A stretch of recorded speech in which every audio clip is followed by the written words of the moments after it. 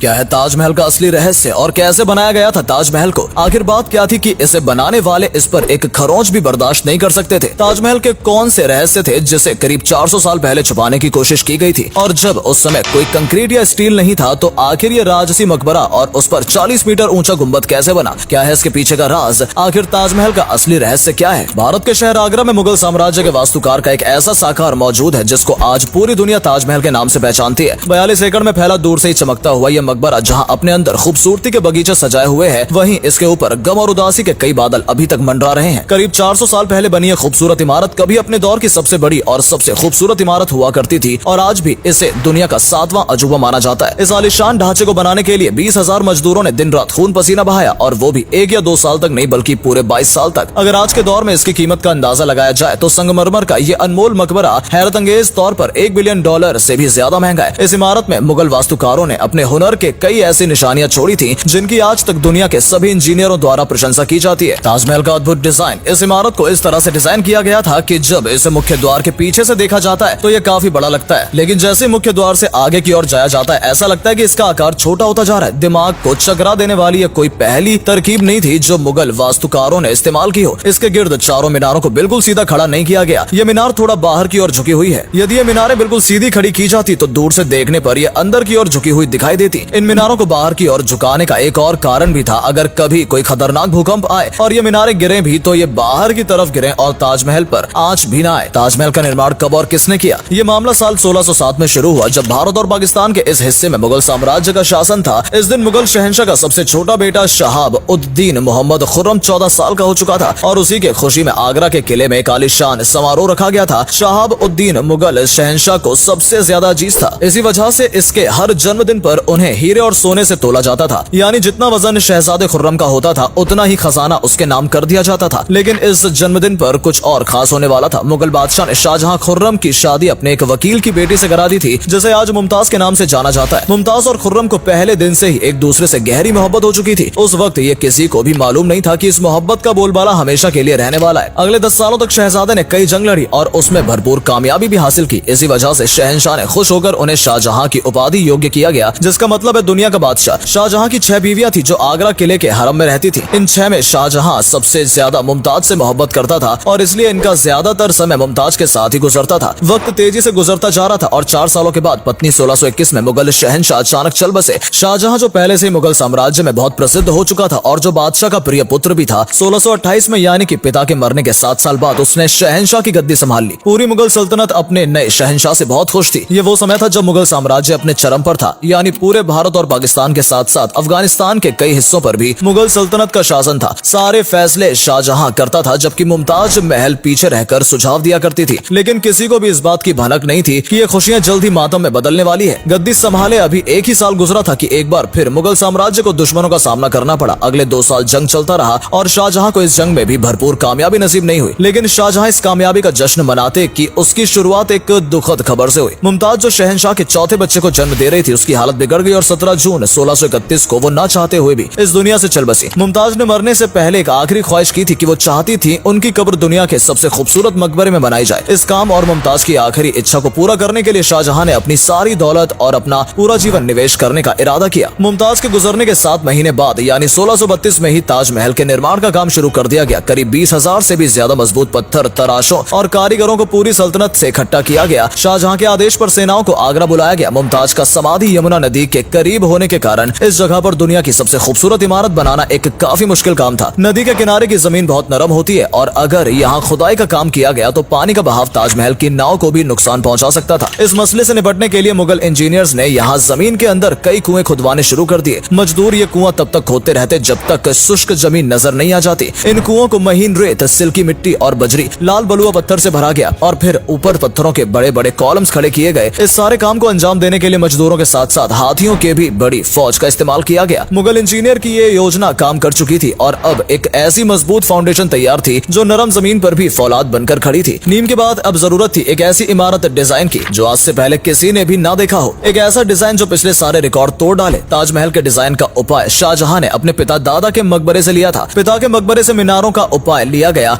दादा के मकबरे से बिल्डिंग कोर का उपाय लिया और अपने चाचा के मकबरे से गुंबद का उपाय लिया। और जब इन सबको मिलाया गया तो एक शानदार और आलीशान डिजाइन उभर कर सामने आया। इमारत का ढांचा बनाने के लिए मौके पर ही लाखों नहीं बल्कि करोड़ों ईंटें भी बनाई गई। ये सब इतना आसान नहीं था और इसमें बहुत सारा पैसा भी खर्च हो रहा था। शाही खजाना दिन ब दिन खाली होता जा रहा था, लेकिन शाहजहां को किसी बात की परवाह नहीं थी। बस उसे एक काम हर हाल में पूरा करना था, निर्माण कार्य। कहा जाता है कि ताजमहल के निर्माण में इतने लोगों को लगाया गया था जिससे आसपास के इलाकों में खाना पीना खत्म हो गया। 2000 मजदूरों और कारीगरों की मांग को पूरा करने के लिए शाहजहां आसपास के तमाम इलाकों से अनाज आगरा मंगा लिया गया। कई सालों की मेहनत के बाद इमारत का ढांचा बनकर तैयार हो चुका था और अब बारी थी इसे संगमरमर से सजाने की। ये संगमरमर आगरा से 400 किलोमीटर दूर राजस्थान से मंगाया जाना था, क्योंकि यहाँ का मकबरा मार्बल आज तक दुनिया का बेहतरीन मार्बल माना जाता है। शाहजहां ने पूरा मकबरा मार्बल को ताजमहल के लिए आरक्षित कर रखा था, यानी ताजमहल की मांग पूरी होने तक किसी को भी इस मार्बल को खरीदने की इजाजत नहीं थी। 1000 हाथियों की मदद से हजारों टन वजनी मार्बल राजस्थान से आगरा मंगवाए गए। ताजमहल का खूबसूरत गुम्बद इतना बड़ा था कि इसे आंखों से देखकर ही अंदाजा लगाया जा सकता है। आजकल इस प्रकार के गुम्बद को स्टील के ढांचे पर बहुत आसानी से बनाया जा सकता है, लेकिन 400 साल पहले उनके पास 40 मीटर ऊंचे गुम्बद को बनाने के लिए बस पत्थरों का ही सहारा था। आज के इंजीनियर भी इस गुम्बद को बनाने में मुगल इंजीनियर द्वारा गणना किए गए तनाव की सराहना करते हैं। ताजमहल की कुछ खास बातें। ताजमहल की खास बातों में एक बात यह भी है कि ये दिन में 4 बार अपना रंग बदलता है। सुबह के समय सूरज निकलने से पहले ये बिल्कुल पिंक शेड देता है और सूरज निकलने के बाद ये हल्का पीला शेड देता है, जबकि दोपहर के वक्त ताजमहल की खूबसूरती का नया रुख देखने को मिलता है। नीले आसमान पर जैसे सफेद मोती चमक रहा हो और शाम के वक्त ये पूरी इमारत गोल्डन रंग की दिखाई देती है। पूरे 22 सालों बाद यानी कि सन 1654 में ताजमहल का निर्माण का काम पूरा कर लिया गया था। शाहजहां ने इस इमारत का नाम अपने पसंदीदा बीवी के नाम पर ही रखा। मुमताज से इस मकबरे का नाम ताजमहल रख दिया गया। शाहजहां की यह महंगी परियोजना पूरा तो हो गई, लेकिन इसने मुगल सल्तनत को विनाश की कगार पर ला खड़ा किया। 4 साल बाद यानी 1658 में शाहजहां और मुमताज के अपने ही बेटे ने बंदी बना लिया और खुद मुगल साम्राज्य का बादशाह बन गया। पिछले 30 सालों से राज कर रहे शाहजहां को आगरा के किले में ही कैद कर दिया गया था। शाहजहां को एक ही सुविधा दी गई थी कि वो ताजमहल को उस कमरे की खिड़की से देख सकता था जिसमें वो बंद था। 8 साल की कैद के बाद शाहजहां 64 साल की उम्र में इस दुनिया को अलविदा कह गए। शाहजहां का मुमताज से दोबारा मिलने का वक्त आ चुका था और उनको ताजमहल में ही दफन कर दिया गया।